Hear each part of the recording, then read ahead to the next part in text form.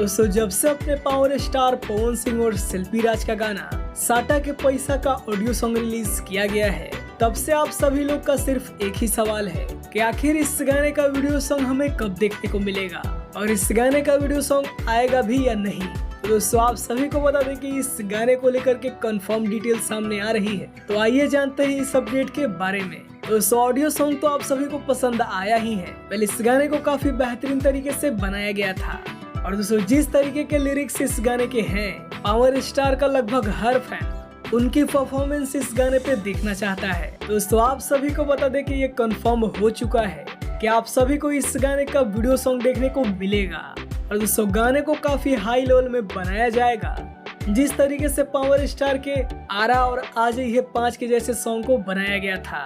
बात करें दोस्तों रिलीजिंग की, तो ये गाना आप सभी के बीच 25 या 26 अप्रैल तक रिलीज किया जा सकता है। तो साटा के पैसा सॉन्ग का डेफिनेटली बहुत ही बेहतरीन वीडियो आप सभी को देखने को मिलेगा। इसके साथ ही साथ आप सभी को बता दें कि अपने पावर स्टार बहुत जल्द अपनी फिल्म हर हर गंगे की शूटिंग करने वाले हैं, जिस फिल्म की शूटिंग 21 या 22 तारीख से शुरू की जाएगी।